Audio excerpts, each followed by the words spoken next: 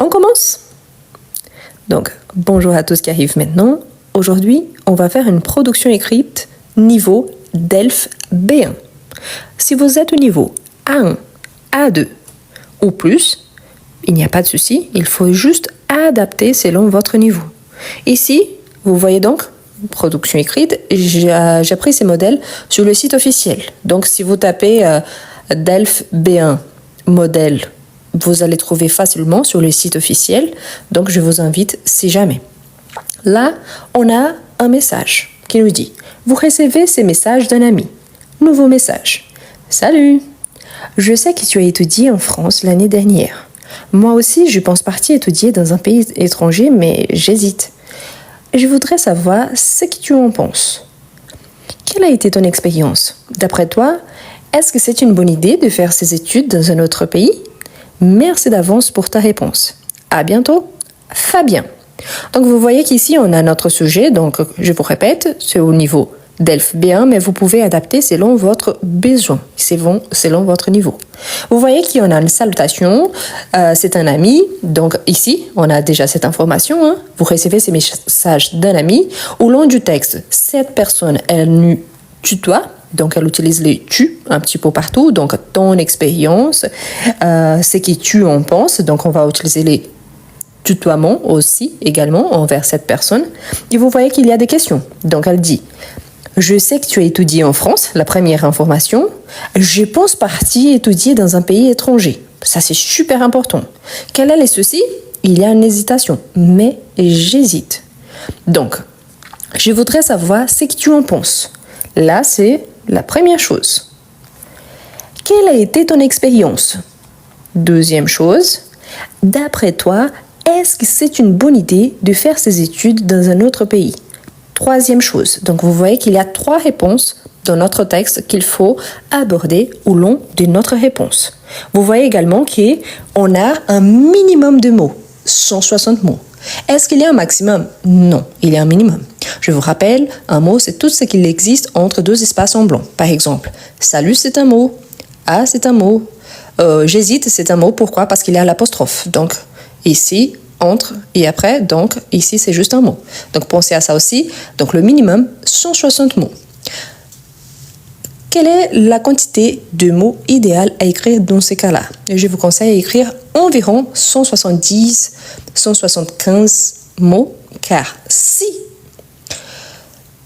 vous n'avez pas bien compté au moment d'ajouter la quantité de mots, au moins vous êtes sûr d'avoir respecté la consigne qu'il y a un minimum. D'accord? Donc, c'est ça. On va commencer. Et là, je vois qu'il y a quelques questions. Ne vous inquiétez pas. Je vous invite juste à laisser les questions à la fin. Pourquoi? Parce que si je vous réponds maintenant, après, je vais arrêter le texte à chaque 2-3 minutes. Donc, je vais écrire le texte avec vous. Et à la fin, je vous réponds. OK? Parce que peut-être, voilà. Voilà. Pour ceux qui sont là pour faire des corrections qui n'ont pas été demandées ou qui n'ont aucun rapport, je vous invite à faire le live vous-même. Donc, parce que parfois, les corrections apportées, vous êtes le bienvenu, hein, mais n'apportent absolument rien. Je parle des quantités de mots, la personne me dit « Ah, mais on ne dit pas la quantité, mais le nombre de mots. » Est-ce que vous avez bien compris le message? Ah oui, j'y pense. Une personne qui est au niveau A1, vous pensez qu'elle comprend un peu mieux quand je parle des nombres de mots, de quantité de mots, ou est-ce qu'elle ne fait pas de différence? Ah, bien. C'est ce que j'imaginais. Donc, n'oubliez pas, l'objectif, ce n'est pas de montrer que moi, je sais le faire. L'objectif, c'est d'être accessible justement pour une personne qui est au niveau débutante, de la même façon pour une personne qui est au niveau B2, C1, voire C2. Donc, pensez plutôt dans les sens collectifs. C'est le bienvenu. Eh bien, on va faire notre texte. Donc, ici, vous voyez donc qui nous écrit, c'est Fabien. Donc, on va répondre à Fabien. C'est notre ami. Donc, ici, il a commencé par « Salut ». On va commencer de la même façon. Donc, « Salut Fabien ». Je pourrais dire juste « Salut ». Il n'y a pas de souci, ok? Et ensuite, on a Également, le fait qu'on pourrait dire bonjour, il n'y a pas de souci. On pourrait dire coucou, il n'y a pas de souci. Bonjour, c'est plutôt universel. Quand on dit coucou, c'est plus informel. Salut, c'est le milieu terme, c'est plus informel que formel. Mais voilà, on peut utiliser tous les trois, il n'y a pas de souci. D'accord? Ensuite, on va commencer. Tu vois donc que il dit « Je pense partir étudier dans un pays étranger, mais j'hésite. » Donc là, on va commencer. Très important. Parfois, quand on commence, on a l'habitude de sauter une ligne et on fait ici. Ce qu'il faut remarquer, c'est la taille de votre lettre. Pourquoi? Parce que si vous écrivez avec une taille un peu plus grande, vous pouvez facilement arriver à la fin, il n'y a plus d'espace. Ici, je sais que j'ai besoin des 160 mots, donc c'est mieux de regarder ça. Pour éviter un souci, à la fin, il y a le besoin de réduire ma lettre, la taille de ma lettre. Et là, je vous rappelle que je vous ai donné un modèle quand je vous ai fait la production écrite au niveau B2. Donc, c'est mieux de commencer directement ici, à la ligne. Donc, on va commencer par là. Donc, je suis contente. Je vous rappelle que moi, je suis une femme. Si vous êtes un homme, donc je suis content. On peut remplacer par je suis ravie, je suis enthousiasmée, ça dépend. Donc, ça dépend de l'émotion par rapport à votre vécu, bien évidemment. Mais là, je parle à un ami, donc je suis contente pour lui. OK? Donc, je suis contente que tu envisage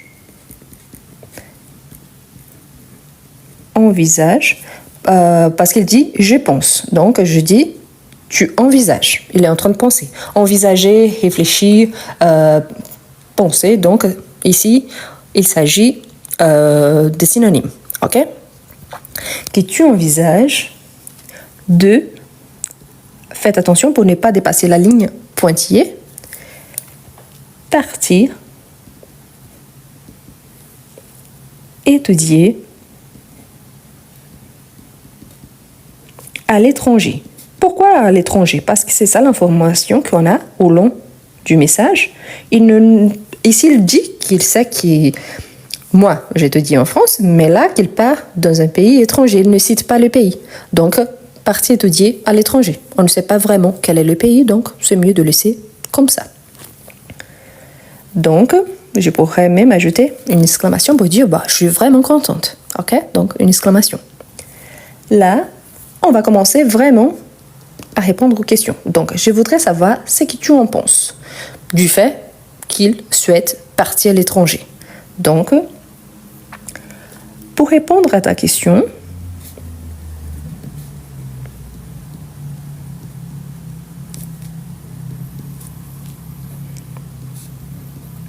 vous voyez que je reviens à mon texte et au long de mon introduction, j'utilise toujours les tutoiements parce que c'est mon ami.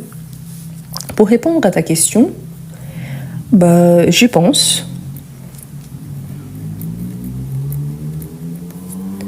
que c'est une bonne idée. Donc, je pense que c'est une bonne idée. Là, donc, je voudrais savoir ce que tu en penses. J'ai déjà donné ma réponse. Je pense que c'est une bonne idée. Est-ce qu'il y a de possibilités négatives par rapport à ça? C'est possible aussi. Donc, on va adapter selon ce qui nous est proposé ici. Donc là, je vais ajouter mais c'est justement pour marquer cette opposition, cette hésitation, de la même façon qu'il a utilisé ici. Mais cela dépend. Cela, c'est le formel de ça. Donc, cela dépend. Cela dépend de ce que tu recherches. Et pourquoi je dis ça? Imaginons donc que vous habitez dans un pays qui c'est le leader mondial par rapport à un domaine quelconque. Ça vaut la peine d'aller à l'étranger pour étudier la même chose? Bah non, votre pays, c'est le meilleur. Donc, ça dépend de ce que la personne cherche. Pourquoi? Imaginons qu'une personne veut étudier, je sais pas, l'architecture. On sait que normalement, les pays d'Europe sont très très connus, surtout, je pense, l'Italie, c'est très très connu à cause de l'architecture. Donc, c'est une très bonne idée. Mais si la personne va étudier, par exemple, l'art du vin, et la personne habite en France, la France est un des pays qui produit plus de vin au monde. Donc, c'est un peu bête de partir ailleurs, vu qu'il y a, surtout cette personne va partir à un pays qui n'y a pas cette tradition par rapport à ces domaines. Donc, vous voyez que c'est selon le besoin. OK? Ensuite, on a. Il me pose la question ensuite. Donc, j'ai déjà dit ce que je pense par rapport à ça. Donc, je pense que c'est une bonne idée, mais cela dépend donc de ce que tu recherches. Après, je vais donner les arguments. Mais ensuite, il y a une deuxième question. Quelle a été ton expérience? Donc, je vais essayer de répondre à cette question. OK? Donc, mon expérience. Mon expérience en France, parce qu'ici c'est cité, mon expérience en France, je sais que tu as étudié en France, donc mon expérience en France, ici je vais continuer, donc je n'ai pas besoin de la virgule, a été. Ici, je peux ajouter des adjectifs, justement, par rapport à mon ressenti. Je pourrais donner une réponse négative par rapport à ça, oui. Mais si je préfère plutôt d'encourager mon ami. Donc, mon expérience en France a été incroyable,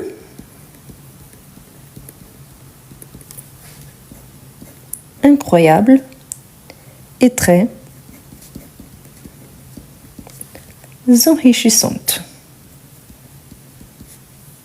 Il y a des gens qui viennent pour étudier en France et qui détestent. Voilà, c'est un ressenti, donc ça dépend, c'est vraiment une expérience personnelle, donc chacun a un avis là-dessus. Vous pouvez adapter selon votre ressenti ou ce que vous imaginez, ok? Donc, j'ai non seulement, donc ici je commence à ajouter des informations, j'ai non seulement, ici c'est pour montrer que je sais utiliser l'opposition pour faire une affirmation. Donc, j'ai non seulement appris beaucoup,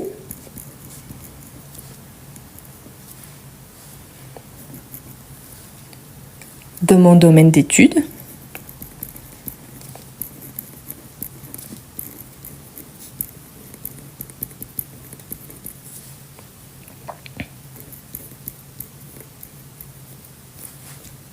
dans mon domaine d'études.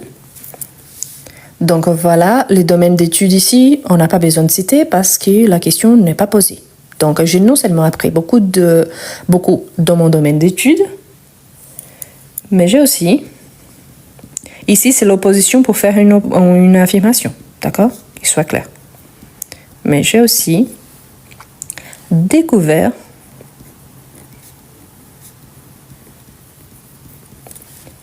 une nouvelle culture. Et quand je dis ça, c'est parce que la plupart des gens qui passent le DELF, je pense que là, presque tout le monde, c'est justement des étrangers. Donc, l'objectif ici, c'est de vous montrer justement que quand on parle de ces expériences-là, c'est le vécu d'une personne qui vient vraiment d'un pays étranger. Donc, vous voyez que, par exemple, dans mon cas, je suis née au Brésil, donc je suis venue en France pour faire mes études. Et là, je vois que oui, ça a été positif dans ce sens-là. Je pense aussi que donc, mon expérience personnelle a été incroyable et très enrichissante. Et en plus, j'ai appris beaucoup, vraiment, pas seulement par rapport à mon domaine, mais aussi j'ai découvert une nouvelle culture. Donc ici, c'est vraiment ressenti par rapport à moi. OK? Culture, c'est un mot féminin, donc c'est nouvelle et pas nouveau. Donc nouvelle culture. C'est quelqu'un qui a posé la question. Je ne vous réponds tous parce que parfois je ne vois pas les messages. Ok, à la fin, comme je vous ai dit, vous me dites ce que vous pensez parce que là, pour l'instant, si j'essaye de vous répondre, je vais me perdre par rapport à mes pensées ici, par rapport au texte. Donc, culture. Une nouvelle culture. Je peux ajouter un petit adjectif ici, comme ça, je gagne un mot de plus. Donc, une nouvelle culture fascinante, quelque chose qui m'attire, qui me fascine. Là, j'ajoute, comme moi, c'est le sujet ici, où j'ai, donc je peux dire rencontrer. Je peux répéter si nécessaire, mais pour éviter la répétition, comme c'est le même sujet, donc j'ai rencontré des gens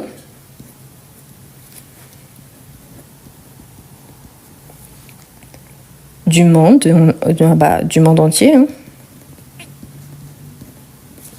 Surtout quand on vient en France pour faire des études, c'est très très courant de rencontrer plusieurs nationalités différentes, soit à l'université, soit dans notre quartier, soit dans la vie quotidienne. Du monde entier. Et j'ai, ici j'utilise la répétition, et j'ai considérablement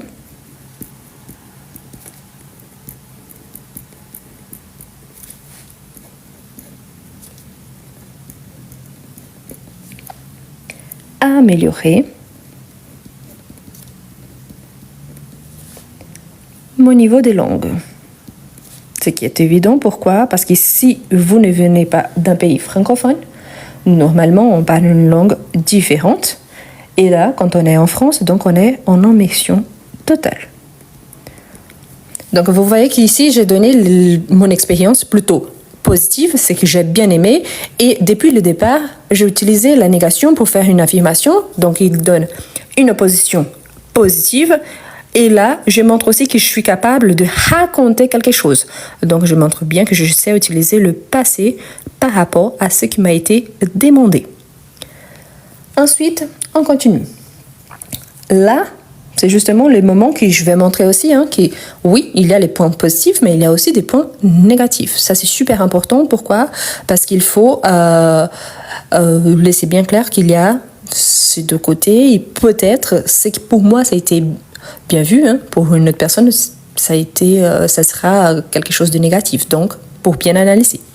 Donc là, je peux ajouter, c'était parfois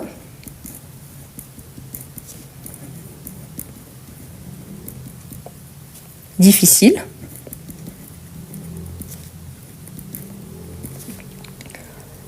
surtout au début,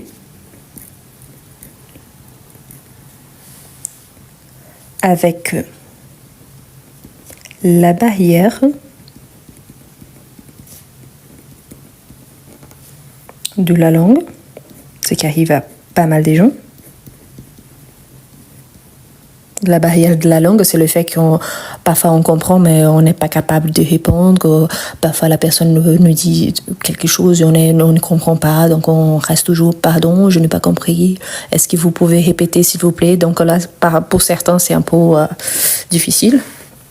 Donc, voilà. Ou alors, on a une idée en tête, mais on n'arrive pas à s'exprimer comme on voulait. Donc, tout cela, ça en fait partie. Donc, surtout au début, avec la barrière de la langue, et l'adaptation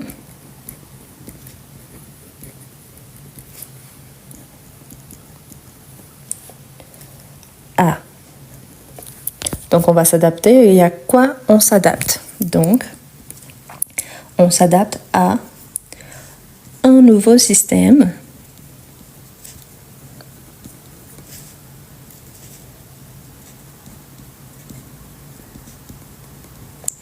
éducatif. Et là, parfois, c'est très difficile. Pourquoi? C'est la même chose. Donc, nous sommes dans un pays qui, a priori, ce n'est pas le nôtre. Et en plus, donc, il y a la langue, c'est pas la nôtre. Si on ne vient pas d'un pays francophone, il y a un système qui change. Par exemple, je vous disais, je suis franco-brésilienne. Au Brésil, l'année commence par rapport aux études. Hein. L'année commence normalement en janvier, février et la fin c'est au mois de novembre voire décembre. Ici en France, en Europe presque en général, hein, l'année commence en septembre et finit au mois de juillet. Donc vous voyez que c'est différent. Donc au Brésil c'est l'année telle que l'année elle-même. Donc maintenant c'est l'année 2024 et c'est tout bon. Ben, en France c'est l'année 2024-2025. Donc vous voyez qu'il y a cette différence par rapport à ça. Ok, je vais passer la page pour continuer. Pour ceux qui aiment bien la capture d'écran, je vous laisse faire. Je vous rappelle que j'ai pris le sujet sur le site officiel. Donc cette production écrite, vraiment, elle a été utilisée sur un DELF. Si je ne me trompe pas, c'est le DELF Junior. C'est plutôt pour les étudiants étrangers. Mais voilà, ça fait partie aussi. Le modèle, c'est à peu près le même. Donc je vous laisse prendre la capture d'écran. Et je vous rappelle donc que sur mon profil, il y a le lien pour tous mes réseaux sociaux. Il y a ma chaîne YouTube. Cette vidéo, elle sera enregistrée, elle est enregistrée là et elle sera partagée encore aujourd'hui sur ma chaîne YouTube. Et il y a le lien pour tous mes e-books. Il y a un que les gens vraiment adorent, qui c'est comment mieux écrire en français. Donc après, je vous invite à regarder. Pourquoi? Parce que quelqu'un m'a demandé le prix. Le prix, ça change selon le pays. Pourquoi? Parce que la monnaie, elle est différente. Donc ici, pour moi, le livre apparaît en euros. Mais voilà, donc pensez à ça. Après, ne vous inquiétez pas, je reviens pour la capture d'écran, ok?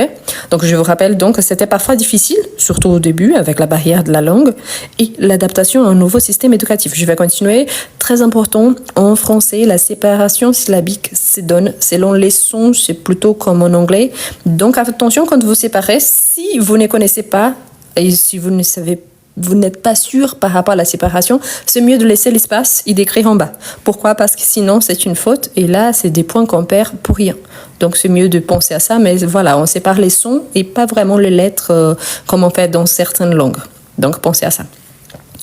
Un nouveau système éducatif. Par contre, donc là, ça vient les côtés positifs parce qu'ici, c'était plutôt négatif.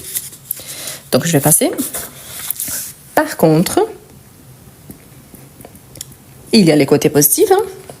Par contre, cela, c'est le formel de ça. Cela m'a beaucoup. Attention parce que c'est M apostrophe A. C'est me plus le verbe A. Donc m'a et pas le possessif. M'a beaucoup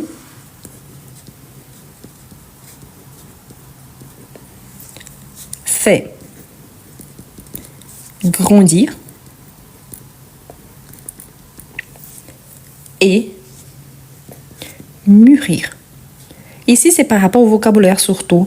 Grandir, c'est dans le sens, pas vraiment de taille. Hein. C'est par rapport à la responsabilité. C'est-à-dire que quand on arrive, normalement, on va habiter tout seul ou en colocation avec des amis, avec des collègues dans une résidence étudiante. Donc là, c'est bien de savoir que il faut vraiment grandir. On n'aura plus les parents pour faire les choses. Si c'est l'habitude, hein, par exemple, c'est à nous de nous débrouiller. Donc, plutôt dans ce sens-là. Mûr, c'est ça, ça vient de la maturité. Donc, c'est ça. Ensuite, vous voyez qu'ici, ça a été la question qui a été posée. Hein. Je voudrais savoir ce que tu en penses. J'ai déjà dit. Quelle a été ton expérience? Je viens de la raconter. D'après toi, est-ce que c'est une bonne idée de faire ses études dans un autre pays? Donc, c'est la troisième question qui maintenant, je vais essayer de la répondre. Donc, à mon avis,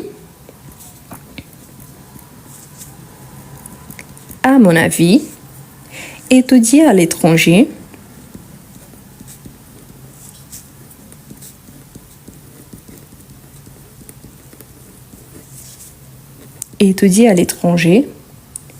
qu'est-ce que ça nous permet? Donc, t'ouvres. Ici, c'est te plus ouvre, t'ouvres. T apostrophe, donc t'ouvres l'esprit, c'est-à-dire qu'on est plus réceptif.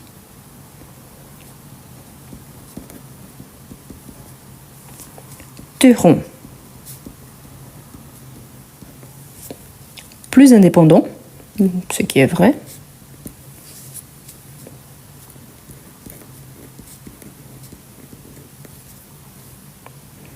indépendant et te permet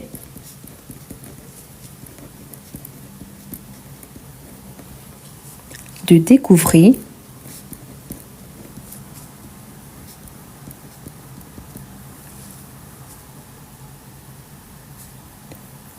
de façon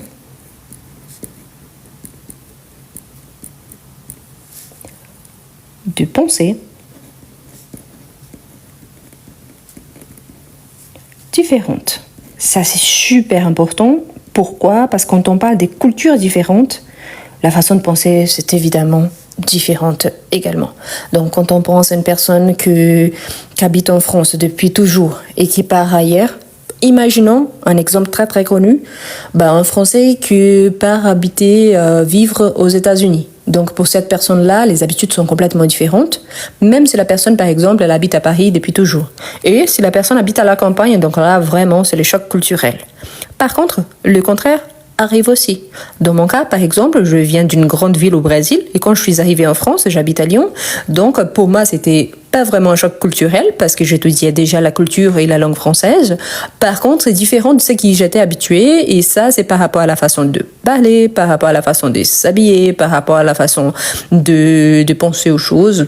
On a des habitudes complètement différentes. Donc là, c'est vraiment différent. Donc ça nous permet vraiment d'ouvrir l'esprit par rapport à plein de choses qui peut-être on ne pensait pas avant. On est vraiment plus indépendant parce qu'on n'a plus la famille ni les amis à côté. Et en plus, on commence à penser différemment. Pourquoi? Parce qu'on vit dans une culture différente et on commence à absorber ça. OK? Donc, voilà. Ensuite, je continue. Ici, c'est par rapport à la question, donc, si c'est une bonne idée ou pas. C'est aussi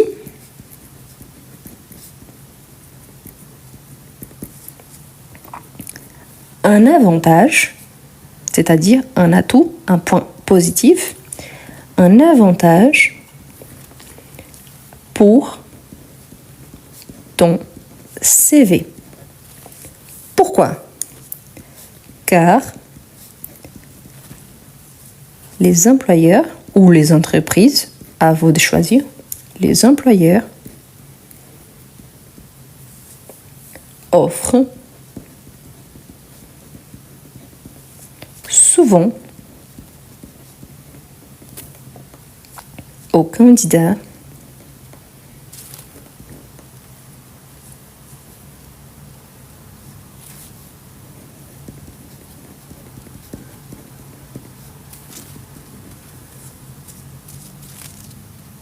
ayant une expérience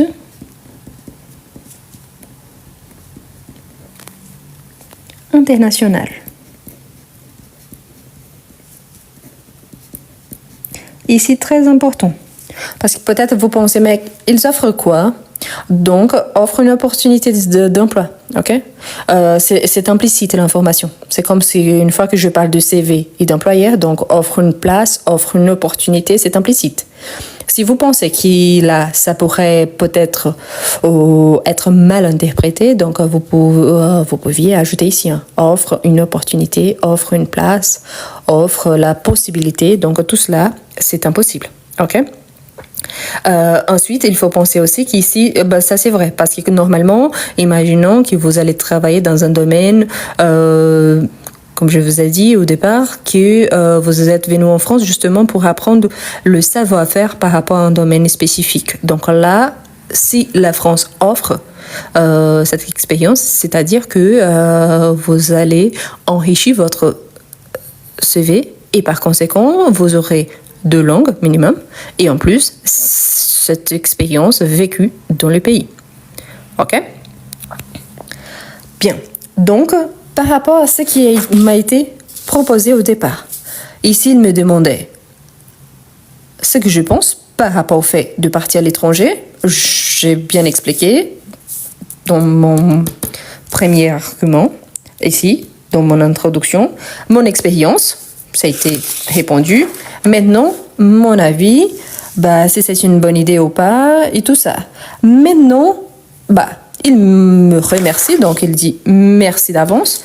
Là, je vous rappelle que l'objectif, c'est de faire une production écrite. Là, on va ignorer le fait que probablement il pourrait appeler cette personne, qu'il pourrait rencontrer cette personne. Ça, on oublie. Ce n'est pas l'objectif. L'objectif, c'est donc de faire la production écrite. Là, donc, je vais ajouter justement ma conclusion. Donc, si tu te sens prêt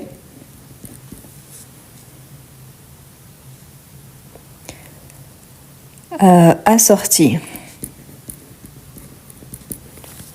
de ta zone de confort, parce qu'ici, oui, c'est la zone de confort quand on habite proche de la famille, des amis, qu'on est déjà habitué à notre pays et à nos habitudes. Donc, c'est ça qu'on appelle des zones de confort. Alors, je te conseille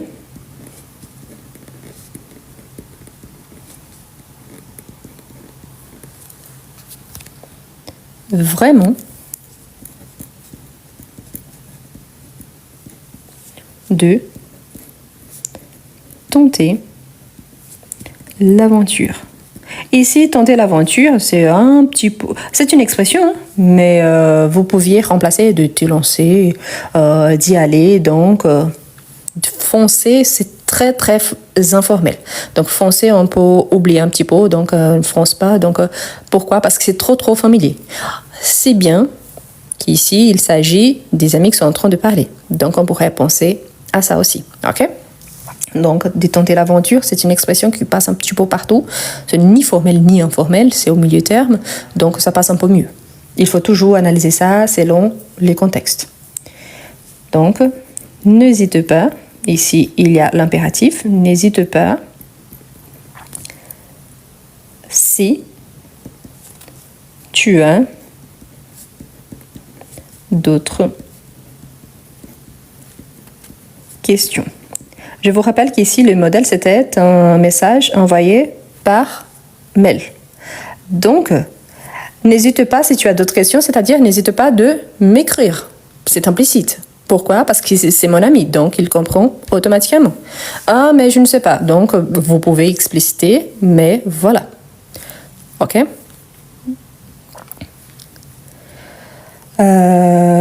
Donc, ici, je peux dire à bientôt. De la même façon que Fabien avait dit au départ. À bientôt. J'ai besoin de signer là? Non. N'oubliez pas que normalement, on ne doit pas ajouter notre nom sur la copie qui sera rendue. On ne doit pas être identifié. Je pourrais utiliser un nom fictif. Par exemple, ici, au départ, je dis je suis contente, donc je pars du principe que je suis une femme. Mais au lieu de signer Rose, je pourrais dire, par exemple, je ne sais pas, Léa, Chloé, Julie, un prénom assez français, ou alors le fait d'être étrangère me permet par exemple d'utiliser un autre prénom dès qu'il ne soit pas le mien. Ok? Là, c'est super important. Pourquoi? J'ai commencé avec le salut tel que Fabien, mais j'ai ajouté quand même le nom de Fabien, et à la fin, je finis de la même façon. Est-ce que je suis obligée de faire comme ça? Pas vraiment. Je pourrais commencer avec une autre salutation, de même à la fin, mais c'est bien d'avoir la salutation à la fin et au départ. Ça, c'est important. Là, au fur et à mesure que je faisais, je comptais. Donc, j'ai écrit au total 170 mots. Donc, c'est parfait dans le sens que le minimum, c'était 160 mots. Donc, je vous rappelle, le niveau A1, normalement, nous demande 40 mots. Le niveau A2, normalement, ça dépend. Parfois, c'est entre 60-80, parfois, c'est entre 40-60. Maximum pour le niveau A2, c'est de 90 mots. Normalement, pour le niveau B1, c'est ça, 160 mots, parfois entre 120, 160, 140, 160. N'oubliez pas, s'il y a un minimum et un maximum, on ne peut pas dépasser et on ne peut pas écrire moins que le minimum demandé. Le niveau B2, la plupart des temps, c'est à partir des 250. Parfois, c'est entre 180 et 250. Le niveau C1, c'est à partir des 350. Donc, il faut toujours regarder ça parce que oui, on est pénalisé si on écrit moins. Mais là, il n'y avait pas de maximum. Ce que je vous conseille, c'est de ne pas dépasser 20%. Donc, ici, 20%, c'est 32 mots de plus. Donc, on pourrait arriver à peu près à 192 mots maximum. C'est vraiment le maximum? Non. Mais il faut penser aussi qu'il y en a un espace. Donc, j'imagine que quand on arrivera là, je ne peux pas dépasser la ligne pointillée. Donc, je n'aurai plus d'espace pour écrire plus que ça. OK? Donc, il faut penser à ça. Pour ceux qui sont arrivés maintenant, nous sommes en train de faire une production écrite au niveau B1. Je vous relis. Donc, ici, je vous relis le message qui a été envoyé et la réponse. Donc, voilà. Salut, je sais que tu as étudié en France l'année dernière. Moi aussi, je pense partir étudier dans un pays étranger, mais j'hésite. Je voudrais savoir ce que tu en penses. Quelle a été ton expérience? D'après toi, est-ce que c'est une bonne idée de faire ces études dans un autre pays? Merci d'avance pour ta réponse. À bientôt, Fabien. Donc ici, je réponds déjà, donc salut Fabien, je suis contente que tu envisages de partir étudier à l'étranger. Très important. Quand on parle, quand on s'exprime à l'oral, on dit « je suis contente qu'il t'envisage ». C'est normal, mais quand on écrit, il faut faire attention aux détails. Donc, tu ne fais pas d'illusion. Quand on fait l'illusion te plus voyelle, c'est le TE, donc c'est les pronoms réfléchis, et plus les pronoms sujets ici, le tu, les pronoms personnels. Donc, attention à ça. Donc, je suis contente que tu envisages de partir étudier à l'étranger. Pour répondre à ta question, je pense que c'est une bonne idée, mais cela dépend de ce que tu recherches. Mon expérience en France a été incroyable et très enrichissante. J'ai non seulement appris beaucoup dans mon domaine d'études, mais j'ai aussi découvert une nouvelle culture fascinante. Rencontré des gens du monde entier et j'ai considérablement amélioré mon niveau des langues. C'était parfois difficile, surtout au début, avec la barrière de la langue et de l'adaptation à un nouveau système éducatif. Par contre, cela m'a beaucoup fait grandir et mûrir. À mon avis, étudier à l'étranger t'ouvre l'esprit, te rend plus indépendant et te permet de découvrir des façons de penser différentes. C'est aussi un avantage pour ton CV, car les employeurs offrent souvent aux candidats ayant une expérience internationale. Ici, c'est sous-entendu une opportunité, donc une place. Si jamais, vous pouvez l'ajouter directement, mais là, je vous rappelle, nous sommes en train de parler à un ami, donc c'est sous-entendu. Si tu te sens prêt à sortir de ta zone de confort, je te conseille vraiment de tenter l'aventure. N'hésite pas si tu as d'autres questions, c'est-à-dire à m'écrire, à me poser des questions, donc si tu as des doutes. À bientôt. Donc voilà. C'est super important de compter les mots. Imaginons qu'en fait, ici, au fur et à mesure que je lisais, je me suis rendu compte qu'il n'était pas 170 mots, c'était en fait 172 mots. Il n'y a pas de souci. Le seul souci que je dois faire ici, c'est de ne pas écrire moins de 160 parce que c'est le minimum. Comme je vous ai dit, essayez d'ajouter maximum 20%. Moi, particulièrement, j'aime bien quand on écrit à peu près 10% de plus. Pourquoi? Parce qu'ici, je n'ai pas bien compté, donc là, je ne prends pas de risque. Mais voilà, ça dépend de chacun. Le plus important, c'est de ne pas écrire moins de ce qui a été demandé. N'oubliez pas non plus de ne pas dépasser la ligne pointillée, la séparation syllabique, donc ça c'est selon les sons. Si vous hésitez, c'est mieux de ne pas faire. Donc, si vous doutez, est-ce que c'est là que je dois séparer? Est-ce que les mots, vraiment, il y a un son que je peux séparer ou pas? Donc, si vous hésitez, écrivez dans la ligne suivante. Vous avez remarqué quand même que j'ai écrit une petite introduction. Ensuite, j'ai donné un premier argument, que ça a été mon expérience. Un deuxième argument, que c'était donc mon avis par rapport au fait qu'il souhaite partir ou pas. Et finalement, j'ai donné ma conclusion. C'est un mail à un ami. Si j'avais tout écrit dans ce bloc, il n'y a pas de souci, sauf que mon paragraphe, il serait immense. Donc là, c'est mieux d'éviter. Quand on est au niveau A1 ou A2, vraiment, on a une quantité de 40, maximum 60, voire 80 mots. Donc là, il n'y a pas de souci si on écrit d'un seul coup. Mais pensez toujours à considérer ça. D'accord? Pour la personne qui m'avait donc au départ parlé justement de corriger la quantité et les mots nombres, après j'ai vu qu'elle avait envoyé un petit message en disant que c'était plutôt parce qu'elle me considère en tant que modèle. Je vous remercie, mais pensez toujours, mon objectif c'est ne pas montrer que moi je sais le faire, c'est plutôt d'être accessible à une personne qui est au niveau débutant et en même temps à un niveau plus avancé. Donc parfois il y a des corrections que je vois au fur et à mesure, mais pensez toujours qu'il y a des gens qui sont là, qui sont vraiment au niveau débutant, et il y en a d'autres qui sont déjà au niveau C1 voire C2. Je vous rappelle toujours que le fait d'être français ne fait pas d'une personne prof de français. Donc, quand j'entends surtout, oui, je suis franco-brésilienne, oui, j'ai un accent, et là, j'en suis fière, mais il faut toujours penser que oui, j'ai des études pour cela. Donc, ce qui fait d'une personne prof de français ou pas, c'est vraiment les études, surtout. Mais voilà. Il y avait des gens qui disaient au départ, mais à quoi ça sert la langue française? Pensez toujours que c'est la langue qui est présente dans tous les continents. C'est la langue de la culture, c'est la langue utilisée un petit peu partout.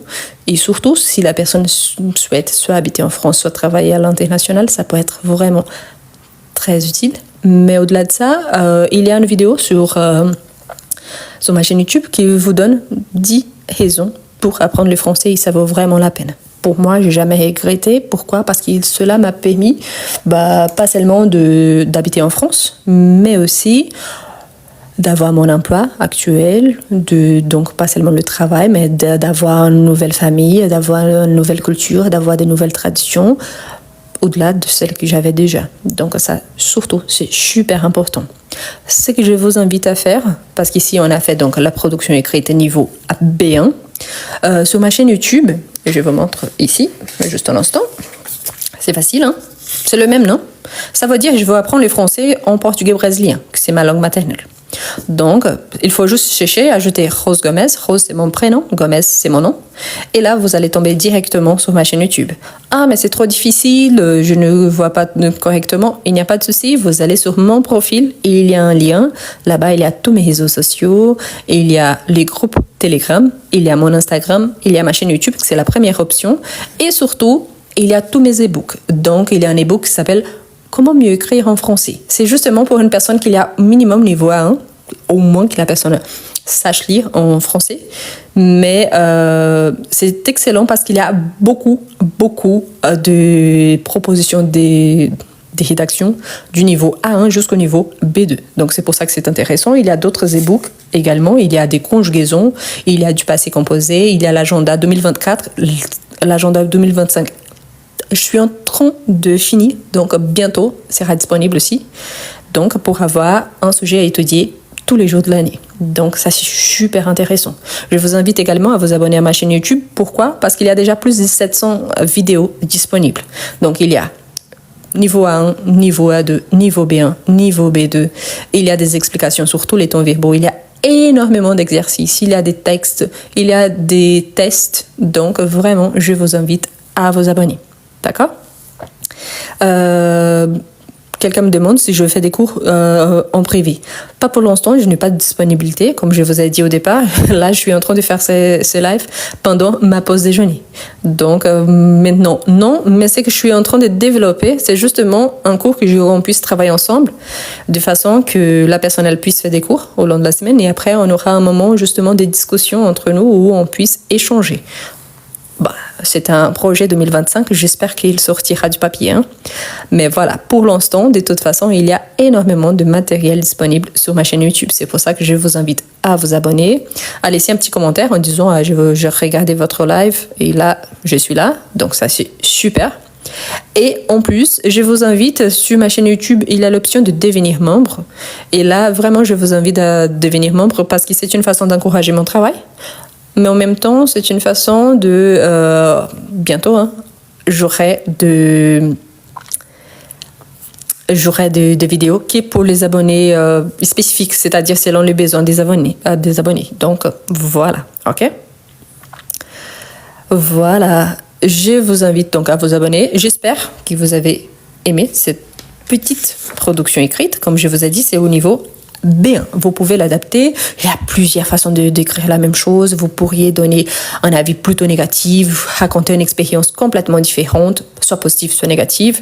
Et en plus, il y a pas mal de trucs à faire ou de possibilités. Il y a également au niveau A2 que je vous ai partagé hier. Il y a déjà, la vidéo elle est disponible. Il y a A1 que j'ai partagé avant-hier, le niveau B2 que je vous ai partagé dimanche. Donc il y a pour tous les niveaux. Je vous invite à jeter un petit coup d'œil. Ok? Donc bonjour à tous. Bonjour à tous qui arrivent maintenant.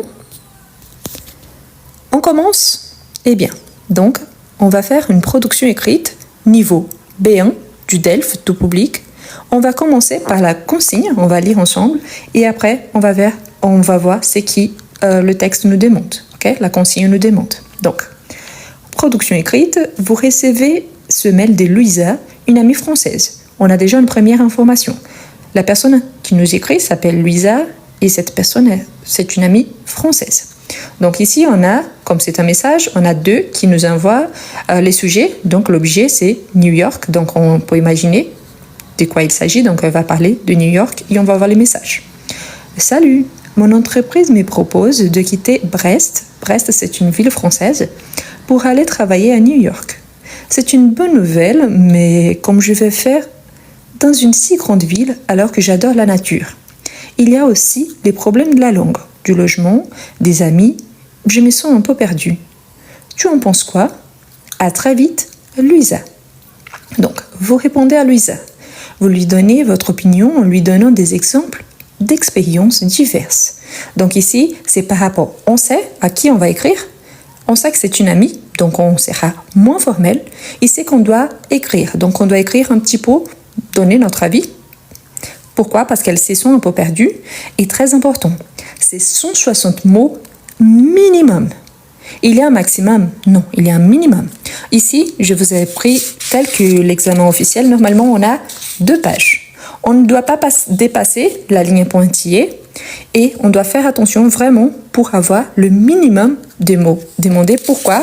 Parce qu'à la fin, il nous pose la question nombre de mots. Donc, on doit compter les mots. En sachant que les mots, ils sont considérés tout ce qu'il y a entre 2 espaces en blanc. Par exemple, ici, si je regarde mon texte, salut, c'est un mot. Mon, c'est un mot. Ah, c'est un mot. Mais si je vois ici, par exemple, c'est juste un mot. Pourquoi? Parce qu'ici, il y a l'apostrophe, il n'y a pas d'espace entre le C et le verbe. Donc, attention aux détails, car cela, ça peut avoir une petite différence à la fin. Donc, on va commencer à écrire notre texte. D'accord? Bien. Je vous invite aussi, pour ceux qui aiment bien, donc je vous invite à faire la capture d'écran. Comme ça, vous pouvez écrire vos textes vous-même, ok? Bon, on va commencer donc. On va écrire à Louisa.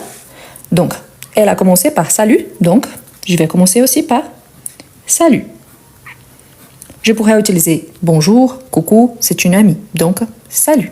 Salut qui? Ben, je peux ajouter son nom. Salut Louisa. Pourquoi? Parce que ça devient encore plus personnel. Salut Louisa. Ici, je vais commencer à parler par rapport à son sujet. Qui c'est quoi? Donc, cette invitation du travail pour partir à New York. Ok? Pour ceux qui sont là et qui sont nouveaux, donc aujourd'hui, on travaille le niveau B1. Je vais essayer de parler doucement, en sachant que quand on est au niveau B1, on doit parler un peu plus vite. Donc oui, je vais essayer de parler doucement parce que je sais qu'il y a des gens là qui sont aussi au niveau débutant.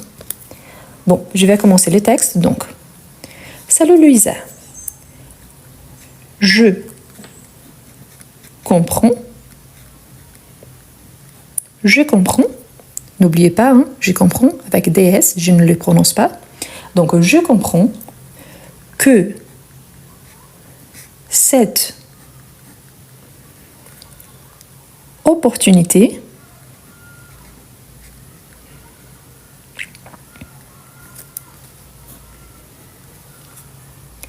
te mette un peu dans le doute. Qu'est-ce que je fais là? Ici, donc pour ceux qui arrivent maintenant, nous sommes en train de travailler le niveau B1, ok? Le DELF B1. Donc, salut Louisa, car c'est une amie, je comprends que cette opportunité te mette un peu dans les doutes. Ici, je montre que je sais bien utiliser des mots qu'il y a une double consonne.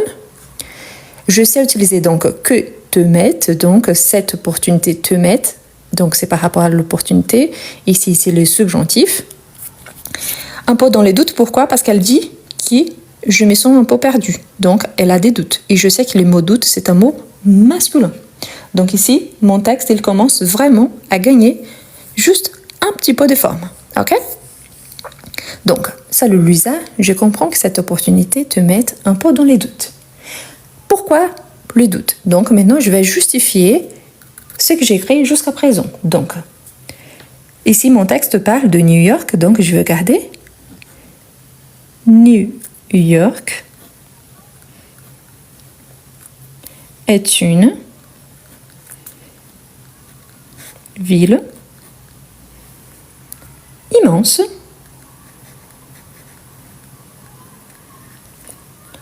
et très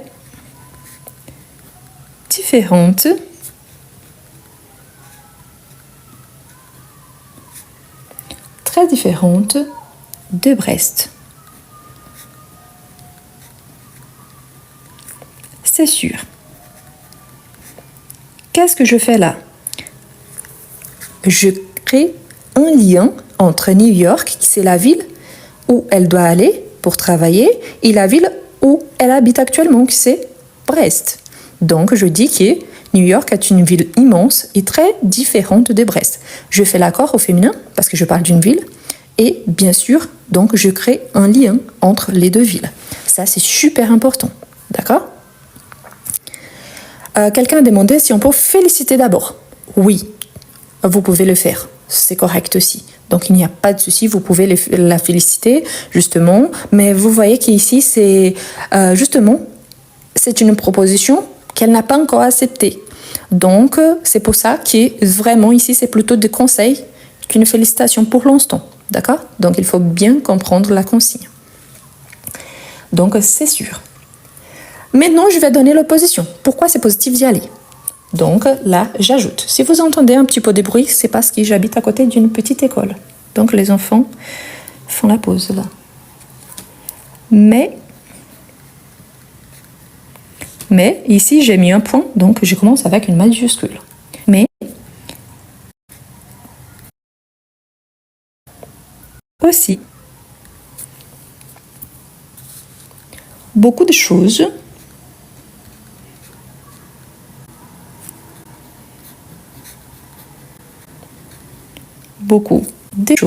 mais il y a aussi beaucoup de choses positives. Maintenant, je vais commencer à lister les aspects positifs d'accepter cette proposition. OK? Par exemple,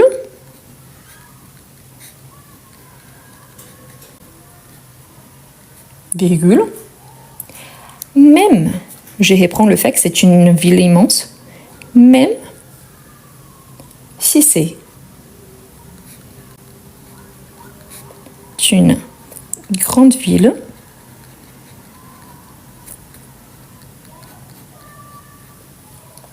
vous pouvez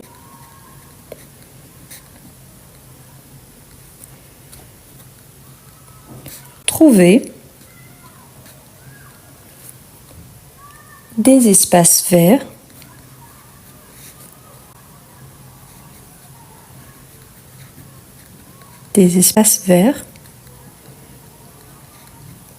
comme Central Park,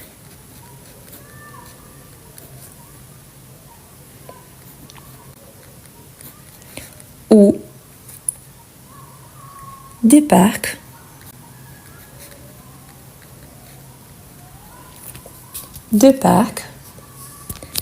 près de l'eau. Ok, mais pourquoi j'ai ajouté ça? Vous voyez ici qu'on a... C'est une bonne nouvelle, mais comment je vais faire dans une si grande ville alors que j'adore la nature? Donc le rapport ici, c'est la nature. Donc vous pouvez trouver des espaces verts comme Central Park ou des parcs près de l'eau. Donc les côtés nature, on a là, ok? Donc ici, je vais créer une opposition en montrant que malgré le fait qu'il s'agit d'une grande ville, donc il y a des aspects positifs tels que le Central Park et le parc près d'eau qui, elle insiste. Ce que je montre ici, que je sais utiliser la position quand j'utilise un adverbe, quand j'utilise un adverbe plus une quantité de choses, je sais faire l'accord entre le singulier et le pluriel, je sais donner des exemples et je peux valider mon argument. Donc ici, l'objectif, c'est de montrer que je sais de quoi il s'agit. D'accord? Désolée si parfois je ne réponds pas aux commentaires parce que comme je suis concentrée sur le texte, donc je ne regarde pas mon portable. D'accord? Donc, j'essaie de vous écrire, donc c'est pour ça. Et voilà. Donc, j'ai commencé. Si vous trouvez, par exemple, ah ok, mais c'est un paragraphe assez grand, est-ce que je peux diviser en deux? Oui.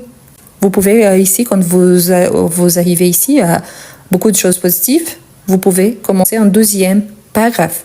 Mais là, si vous commencez un deuxième paragraphe, vous ne commencez pas par exemple. Vous commencez avec une introduction, c'est un deuxième paragraphe. Mais là, si vous commencez un deuxième paragraphe, vous ne commencez pas par exemple. Vous commencez avec une introduction différente par rapport aux espaces verts et tout ça, mais ne commencez pas par exemple parce qu'ici, ça donne une idée des continuations. Donc, pensez aux détails. Donc, qu'est-ce qu'on a ensuite?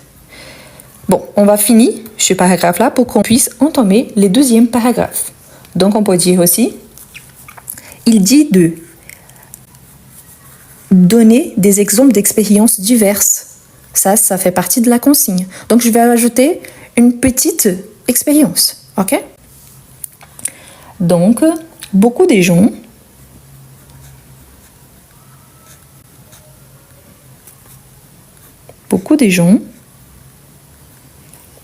disent, accord au pluriel, beaucoup des gens disent que ces endroits, quels endroits? Les endroits qui ont été cités. Que ces endroits, ici je dois dépasser un petit peu parce que je ne suis pas bien placé, mais là vous pouvez écrire directement en bas. Okay, pour éviter de dépasser la ligne pointillée. Ici, je dépassais juste un petit peu, peut-être je ne serai pas trop pénalisée. Ok? Donc, ces endroits leur permettent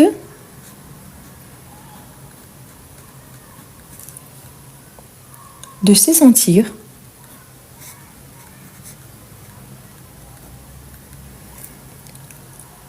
proche de la nature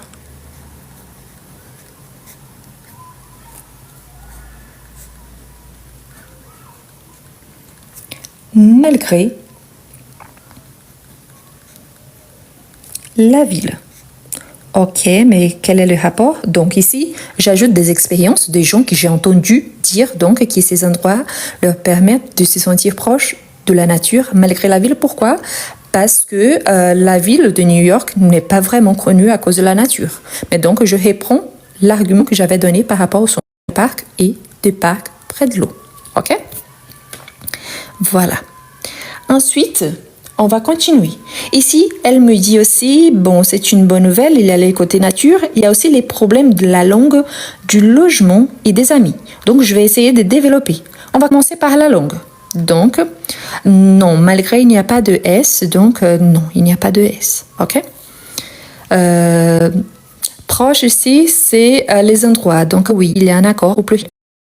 Quand vous faites des corrections, parce que si vous ne savez pas de quoi il s'agit, c'est vous qui faites des erreurs, d'accord? Donc, c'est sentir proche, donc c'est les endroits.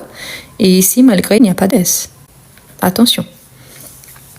Donc, pour la langue, je commence en deuxième paragraphe. Pour la langue, au début, ça veut dire d'abord, pour commencer, ok? Oui, quelqu'un a dit oui, malgré, c'est un adverbe. Les adverbes sont invariables, ne changent jamais, ok? Bon, on continue.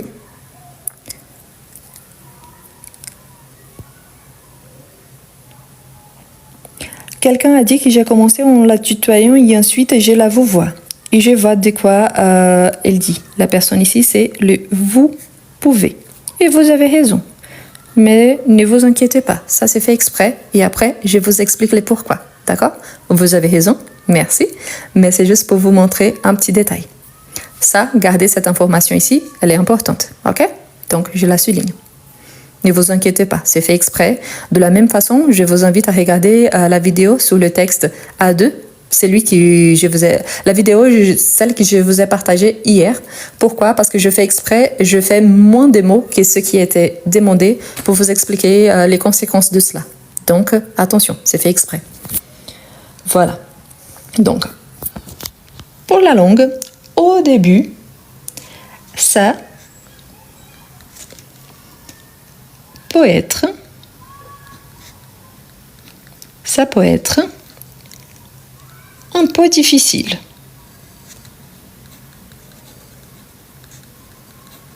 Ça peut être un peu difficile, mais à force de pratiquer,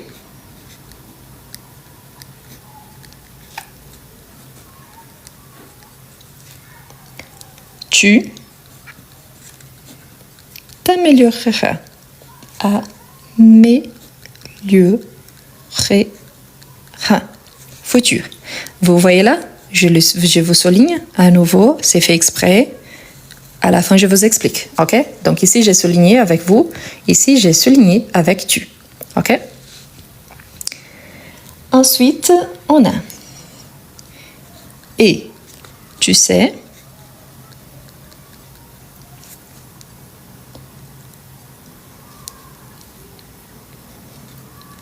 Beaucoup. Bon, je vais passer la page, donc un instant, parce que sinon je ne peux pas continuer. Pour ceux qui aiment bien la capture d'écran, je vous laisse faire. Ne vous inquiétez pas, hein. On travaille un texte, donc on reviendra à cette page ici parce qu'il faut vous expliquer les détails après. Donc ici, je parle de la langue parce que c'est un détail d'ici, ok? Voilà, et tu sais, beaucoup. Donc je continue. Pour ceux qui arrivent maintenant, nous sommes en train de travailler le texte du DELF B1. Beaucoup de gens à New York. Cette dernière phrase ici aussi, elle est faite exprès. Pourquoi? Parce que ça donne l'idée de répétition. Et pourquoi je fais ça? Parce que mon objectif, c'est de parler à un ami. Et quand on parle à un ami, normalement, on se répète un petit peu. D'accord? Donc, ça peut arriver. Et ça, c'est assez normal.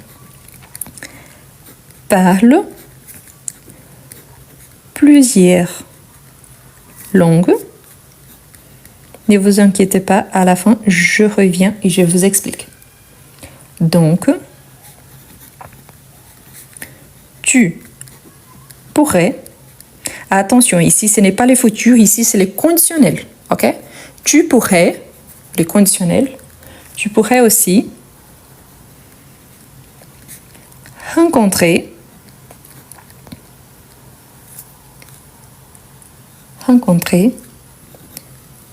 de Français.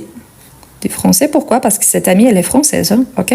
Donc, par rapport à la langue, oui, quand on part à un autre pays, c'est bien quand on rencontre des gens qui parlent la même langue que nous. Des Français, et c'est une excellente occasion ou opportunité, tous les deux sont corrects, pour perfectionner ton anglais. Ok? Donc, qu'est-ce qu'on a là? En pensant à ça, je vous rappelle que l'objectif, c'est de travailler de façon qu'on reprenne ce qui a été donné dans notre consigne. Donc, elle dit ici, j'adore la nature, on a argumenté par rapport à la nature. Il y a aussi les problèmes de la langue, on vient de parler. Maintenant, il y a la question du logement et aussi des amis. Donc, on va ajouter par rapport au logement. Donc ici, on peut ajouter, on commence un nouveau paragraphe. Donc, côté logement,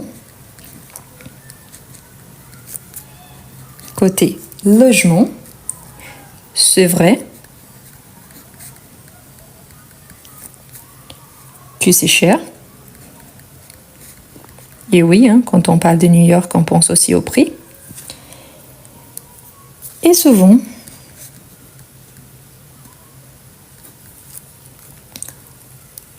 plus petit qu'en France. Donc ici, c'est un constat. OK? Ensuite, on a mais avec de la patience. Je vais vous demander juste un petit truc pour ceux qui sont en train d'accompagner. Attention à vos corrections parce que parfois il y a des corrections que je vois là qu'il y a tout sauf une correction. Donc je sais que vous voulez bien participer et c'est super, mais attention parce que parfois la participation pour donner une information erronée, c'est pire que de ne pas participer. D'accord? Attention à ça. Après, je reviens pour vous expliquer, ne vous inquiétez pas. Dès que je finis le texte, je vous dis comme ça sera plus simple. Ok? Et de la patience. Donc, tu trouveras quelque chose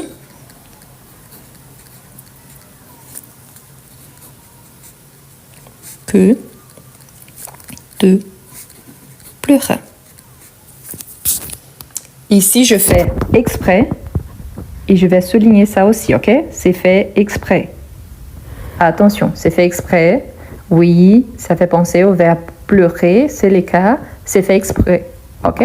Donc, j'insiste, c'est fait exprès. C'est pour ça que je vais souligner aussi, ok? Pour les amis, donc c'est les sujets suivants. Pour les amis, vous pouvez continuer ici ou vous pouvez commencer un nouveau paragraphe. Donc, selon ce que vous préférez. Ici, je vais vous expliquer après. Ici, c'est du verbe pleurer, mais c'est fait exprès. Ok? Ne vous inquiétez pas. Donc, pour les amis, tu verras qu'il y a plein d'expatriés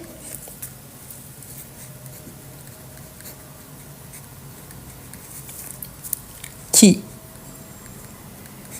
comme toi, ici j'établis la comparaison parce qu'il faut donner des expériences, donc là, qui comme toi, cherche,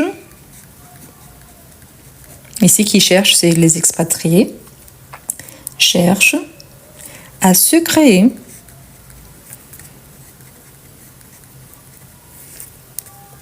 un nouveau cercle d'amis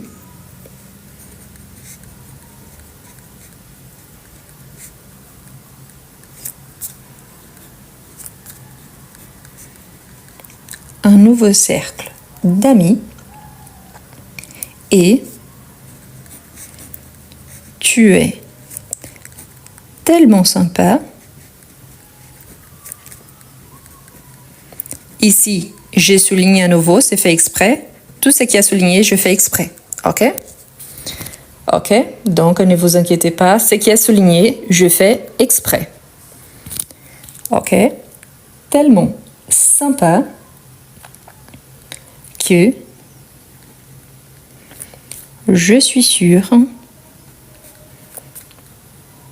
Ici, je m'y sûre parce que je suis une femme. Si c'est un homme, je suis sûre. Ok? Je suis sûre que tu te feras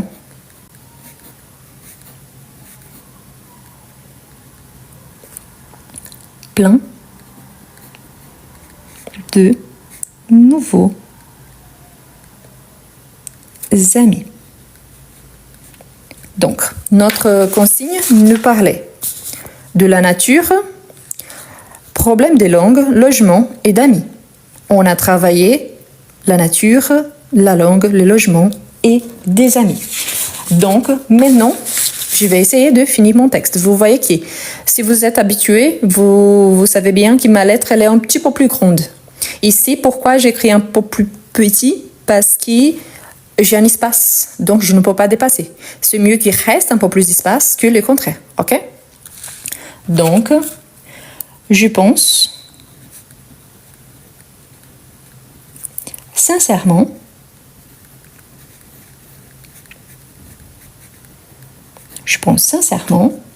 que c'est une expérience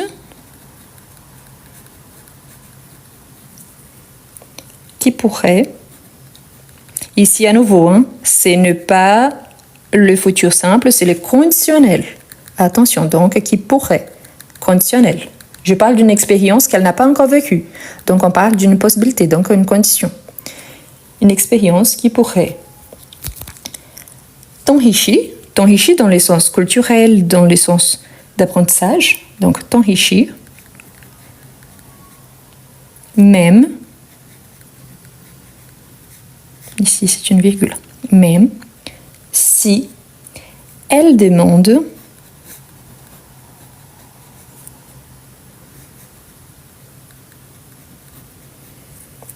un peu. Merci pour les cadeaux, c'est gentil. Un peu d'adaptation. Adaptation.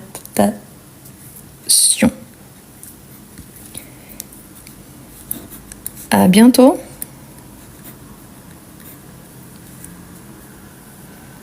Ici, je signe rose. Ce n'est pas obligatoire, surtout parce que c'est une évaluation. Normalement, on laisse sans ajouter les noms pour ne pas identifier le candidat. D'accord ? Bien. On va continuer. Ici, l'objectif surtout, c'est de travailler de façon qu'on puisse maintenant expliquer ce qu'on a fait. On a fait notre texte. Donc voilà. Et l'objectif, c'est ça. C'est de travailler de façon qu'on puisse travailler le texte lui-même. Qu'est-ce qu'on a là et pourquoi j'ai souligné quelques mots, ok? Pour les gens qui sont là en train de faire les commentaires, donc maintenant c'est le moment. Pourquoi? Parce que là, on va travailler ensemble. Donc, n'oubliez pas, notre consigne, c'était donc un message que j'ai reçu, un mail de Louisa, une amie française. Et cette personne me demande donc de donner mon avis, mon opinion et des exemples d'expériences diverses par rapport à ce qui lui cause des doutes. Pour l'instant, elle se sent un peu perdue. On va travailler pour voir les arguments utilisés. Donc, salut Louisa, pourquoi? Parce que c'est mon amie. Donc, je comprends que cette opportunité te mette un peu dans les doutes. Donc, pourquoi? Parce qu'elle dit qu'elle se sent un peu perdue. New York est une ville immense et très différente de Brest, c'est sûr. Donc, je confirme pourquoi, parce qu'elle dit que l'entreprise lui propose de quitter Brest, que c'est sa ville, pour partir à New York. Mais il y a aussi beaucoup de choses positives. Par exemple, même si c'est une grande ville, vous pouvez trouver des espaces verts comme Central Park ou des parcs près de l'eau. Quelqu'un a fait une remarque très bien faite. Ici, j'ai utilisé « vous ». Et en fait, c'est une amie. Et pourquoi j'ai souligné? Et j'ai souligné ici en bas aussi. Ça, c'est une faute. Ça, c'est une faute qu'on doit éviter. Si c'est une amie, si on commence en tutoyant une personne, on doit la tutoyer jusqu'à la fin. Donc ici, qu'est-ce que je perds? Normalement, sur 25 points, c'est la première fois que je vois les vous. Vous avez remarqué, si vous êtes là depuis le départ, que tout le reste du texte, j'ai utilisé « tu ». Par rapport à ma grille des corrections, une faute comme celle-ci, elle peut être évaluée je peux perdre jusqu'à 2 points. Je ne le fais qu'une fois. Donc ici, je serai pénalisée de demi-point, à peu près. Pourquoi? Parce que la conjugaison, elle est correcte.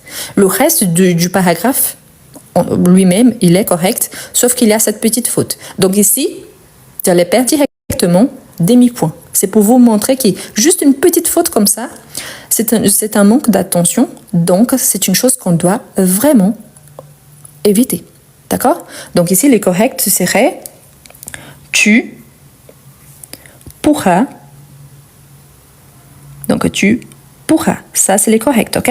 Tu pourras trouver des espaces verts comme. Et là, la fin de mon argument par rapport à la nature qui, c'est quelque chose qu'elle aime bien. Ensuite, elle dit, pour la langue, au début, ça peut être un peu difficile, mais à force de pratiquer, tu t'amélioreras. Donc ici, c'est bien, j'utilise déjà les tu, je reviens, donc c'est bien. Et tu sais, donc ici, je continue mon argument, et tu sais, c'est une affirmation assez amicale, assez informelle, donc c'est bien utilisé ici. Vous voyez que je peux parler à mon ami d'une façon informelle, parfois un peu familier, mais qui quand même j'évite les abréviations et j'évite aussi des argots, du verlan. Pourquoi? Parce qu'ici, c'est un texte pour montrer que j'ai le niveau B1. Ma consigne ne me demande pas ça. Donc, je dois éviter ça, ce qui n'a pas été demandé. Pourquoi? Parce que ça peut me causer justement les sens contraires. C'est-à-dire, elle utilise des argots, donc c'est-à-dire qu'elle connaît le langage familier, mais pas le langage soutenu ou formel. Donc, c'est pour montrer que je le connais bien. Donc, et tu sais... Beaucoup de gens à New York, donc je reprends cette idée, comme je vous ai dit, j'avais déjà dit, ici j'avais dit, beaucoup de gens disent. Ici je reprends beaucoup de gens à New York. Donc ici je parle des expériences vécues et que j'ai entendu parler. Donc beaucoup de gens à New York parlent plusieurs langues. Donc tu pourrais, ici je vous rappelle, c'est le conditionnel, tu pourrais aussi rencontrer des Français et c'est une excellente occasion pour perfectionner ton anglais. Donc ici où le possessif n'a rien de mauvais, quelqu'un va dire son nom, c'est ton anglais parce que c'est par rapport à Louisa, donc tu pourrais donc ton anglais. Perfectionner ici, c'est un verbe, donc perfectionner par rapport à la langue, donc ici c'est utilisé après une préposition, c'est aussi correct. Ok? Donc le verbe à l'infinitif. Côté logement, c'est vrai que c'est cher et souvent plus petit qu'en France. Mais avec de la patience, tu trouveras quelque chose ici, pourquoi j'ai souligné une fois de plus. Donc, ici, c'est quelque chose, les sujets. Donc, oui, c'est à la troisième personne, on ne fait pas l'accord avec eux. Mais ce n'est pas le verbe pleurer, c'est le verbe plaire. Donc, ce te plaira. Ok? Plaira, quelque chose que te plaira. Donc, le correct, c'est plaira et pas pleura. Je fais exprès. Pourquoi? Parce que la prononciation, les côtés son, c'est très proche. Donc, quand on est stressé, on fait une évaluation, j'approche pour que vous puissiez bien voir. Donc, ici, c'est le verbe pleurer. Ici, c'est le verbe plaire. Donc, que te plaira. Donc, ici, non, c'est que. Vraiment, c'est que, ok? Que te plaira. Pas qui. Donc, ici, l'objectif, c'est de montrer que malgré le fait que je sois là en train d'écrire mon texte, on peut adapter. Pardon, quelqu'un avait dit qui? Oui, ici aussi. Ça, c'est une chose qui arrive très très fréquemment, c'est de mélanger le qui et le qui. Attention, oui, j'ai bien vu. Pourquoi? Ici, ensuite, on a le verbe. Donc, c'est qui qu'on utilise comme subordonné et pas que. Ok? Que plus sujet, qui plus verbe. Qui plus continuation d'une action que subordonné qui relaie donc une nouvelle action. Bien. Qui te plaira. Ah, d'accord. Donc ici, combien de points je perds par rapport à ça? Normalement, il y a 2 fautes qui s'y suivent et des sujets, ici, c'est de grammaire tous les deux, sauf qu'ici, c'est une subordonnée. Ici, c'est un verbe. Donc ici, je pense à peu près 0,25. Ici, c'est un petit peu plus grave. Pourquoi? Parce qu'à ce niveau-là, je dois bien connaître la différence entre que et qui. Donc ici, c'est à peu près demi-point. Donc, n'oubliez pas, j'avais déjà perdu demi-point de mélanger tu et vous. Ici, 0,25, parce que le verbe utilisé, ce n'est pas le correct. Ici, plus demi-point. Donc, sur 25, je peux déjà éliminer moins 1,25. OK? Ça, c'est exprès. Donc, pour les amis, tu verras qu'il y a plein d'expatriés qui, comme toi, cherchent à se créer un nouveau cercle d'amis. Et tu es tellement sympa que je suis sûre que tu te verras plein de nouveaux amis. Donc ici, je montre que je connais, pour les amis, qu'il y a des expatriés, c'est-à-dire des Français aussi, qui habitent à New York depuis longtemps. Et il y a le fait que la personne, elle est sympa. Et pourquoi j'ai souligné sympa? Sympa, c'est un mot familier. Le mot normalement, donc ici c'est les mots réduits parce que normalement le mot de base c'est sympathique. Est-ce vraiment une faute? Pas forcément. Pourquoi? Parce que ici je parle à une amie. Donc ici c'est le moment que les correcteurs, normalement il va dire ok, la personne elle a utilisé la forme réduite, mais est-ce que je dois vraiment pénaliser? Si on pense bien, 9 fois sur 10 on utilise sympa et pas sympathique. Donc ici, je ne serai pas pénalisée. Il y a donc le fait que le correcteur, il est d'accord qu'il y a ces mots-là, mais je ne suis pas pénalisée par rapport à ça. Donc, je suis sûre que tu te feras plein de nouveaux amis. D'accord? Je pense sincèrement que c'est une expérience qui pourrait t'enrichir, même si elle demande un peu d'adaptation. Donc ici, il y a la phrase justement pour assurer un peu mon amie parce qu'elle a des doutes, elle est un peu angoissée. Donc c'est dit non, mais tu es sympa, tu sais que tu vas te faire des amis, c'est difficile, mais ce n'est pas impossible. Donc là, son envie, c'est d'apaiser la situation pour que son amie puisse voir aussi les côtés positifs parce que là, elle voit plutôt les côtés négatifs. D'accord? Donc, à bientôt parce qu'elles vont se rencontrer, se voir ou se parler à nouveau. Donc, ici, j'ai mis une petite identification comme Rose, mais vous voyez, je ne dois pas utiliser trop les noms du candidat. Si j'arrête ici à bientôt, c'est déjà bien. OK? Donc, si j'arrête ici, c'est bien. Pourquoi? Parce que je ne rajoute aucune identification. Donc, un peu, quelqu'un a dit ici, donc un peu d'adaptation. Donc, à bientôt, et voilà. Est-ce que c'est fini? Non. Qu'est-ce que je dois faire à la fin? Vérifier la quantité des mots. Donc, normalement, mon texte, vous avez vu qu'ici, à un endroit, j'ai dépassé un petit peu la ligne soulignée. Ici, comme, ça dépasse juste un petit peu. Ici, à nouveau, la même chose, ça dépasse un petit peu. Est-ce que je suis pénalisée par rapport à ça? Si vous pensez que le texte, il est bien écrit et que le reste, sauf ce qui a été souligné et marqué, j'ai perdu 1,25, donc oui, les correcteurs, ils peuvent dire, là, je vais pénaliser un petit peu. Pourquoi? Parce que l'objectif, c'est de ne pas dépasser la ligne pointillée. Elle existe justement pour me donner un support de base pour que je puisse bien écrire, mais aussi pour savoir que j'ai un espace délimité que je dois respecter. Pour ceux qui sont en train d'apprendre le français, n'oubliez pas que la séparation syllabique en français, on se fait comme en anglais, selon les sons. Donc, à chaque fois que j'ai séparé les mots, c'est parce qu'il y a une syllabe qui vient ici en bas. Donc, un son qui vient en bas. OK? Mais voilà. Donc, est-ce que je serai pénalisée là? Oui. Pas beaucoup, mais quand même, il y a une petite pénalité. Pourquoi? Parce que l'objectif, c'est de ne pas dépasser la ligne pointillée. Donc, j'étais à moins 1,25. Donc là, je peux réduire plus demi-point. Donc, je perds sous 25, 1,75. Est-ce que tous les correcteurs pensent comme ça? Il y a une grille qu'il faut suivre. Donc, il y a des gens qui vont donner des pénalités parmi celles qui ont été données plus fortes et parfois plus légères. Si, en cas de doute, on a beaucoup des doutes, c'est par exemple si j'ai bien fait cette correction-là ou pas, parfois on a deux correcteurs. Donc, si on suppose, ici, la personne est là-haut, donc 23,25 sur 25. Et l'autre correcteur a donné 16 comme note. C'est un écart énorme entre 16 et 23. Donc, il y a un troisième correcteur qui va vérifier donc et donner la note finale. OK? Mais normalement, pour pénaliser, on est pénalisé selon les critères. Voilà. Donc, on ne peut pas être pénalisé deux fois par rapport à la même erreur. Mais donc, s'il y a jusqu'à 2 points, à chaque fois que je répète cette erreur-là, donc ça va augmenter la pénalité jusqu'à atteindre donc la quantité maximale. D'accord? Donc, il y a des règles qu'il faut suivre. Mais bref, ici, à la fin, je dois compter la quantité des mots pour qu'on ne perde pas trop de temps.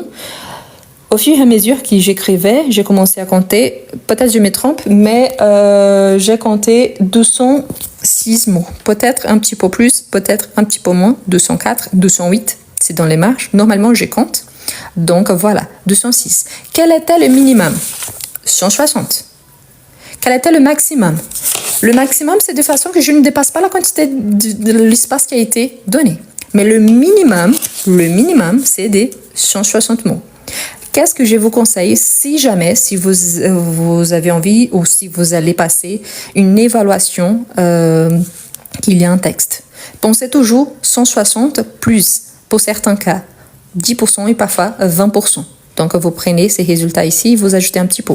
Ici, j'ai fait donc 206 en sachant que j'ai une salutation au départ et une salutation à la fin. Donc, ce qu'on considère aussi, mais qui pour les correcteurs, pour certains, ils ne considèrent pas. Ils considèrent plutôt le texte lui-même. Donc, à la fin, il y a à peu près 200 mots. C'est bien écrit. J'ai respecté la consigne de minimum. Attention, pourquoi? Parce que, par exemple, le TCF, il y a le minimum et maximum. Donc, parfois, c'est comme ça. Minimum 160 mots, maximum 180. Il faut écrire donc minimum 160 et maximum 180. D'accord? Il faut respecter ça. C'est super important.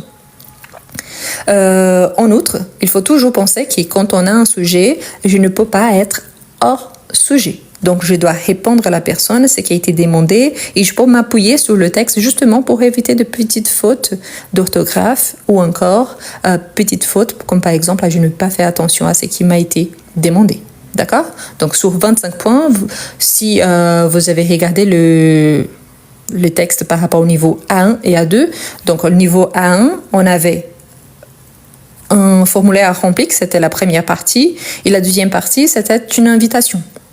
Le niveau A2, la même chose, donc on avait un petit message à une amie, ensuite une invitation à répondre à une invitation de mariage. Et ici, vous voyez qu'il y en a seulement un texte, et c'est déjà 25 points.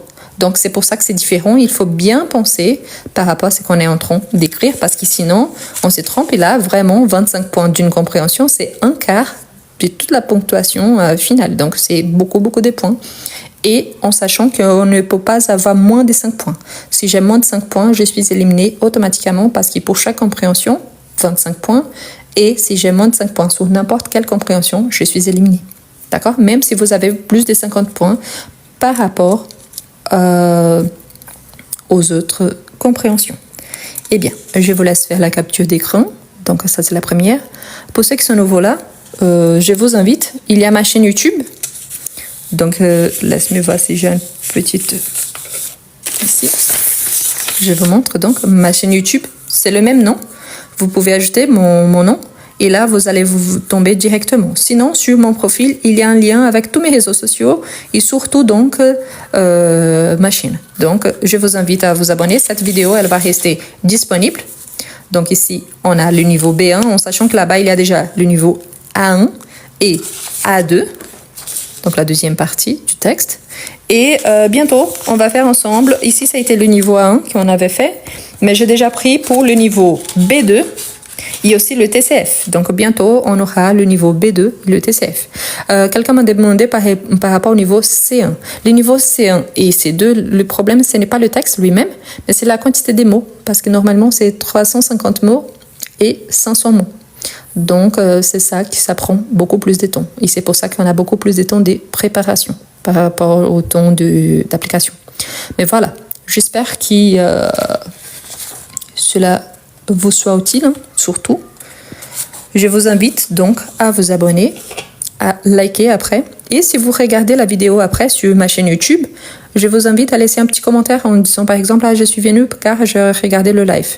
Vous pouvez aussi écrire vos textes et laisser un commentaire, comme ça après je peux lire. Ici non, parce qu'ici c'est impossible hein, de lire le texte ici. Mais je vous invite après à laisser sur YouTube parce que là-bas c'est plus facile de lire et de vous répondre. D'accord? Par rapport au live, ça dépend de mon travail. Aujourd'hui, je suis arrivée un peu plus tôt, donc c'est pour ça que je fais le live. Mais ça dépend vraiment de mon travail. C'est pour ça que je ne vous précise pas l'heure exacte, parce que je ne sais pas. D'accord? Donc, merci beaucoup à tous. Je vous souhaite une très bonne journée. Je vais enlever les sons. Je vais repasser ici pour ceux qui souhaitent faire la capture d'écran. Je vous repasse aussi du niveau A1 et A2 en sachant que les vidéos sont déjà disponibles sur ma chaîne YouTube. Merci beaucoup et à la prochaine.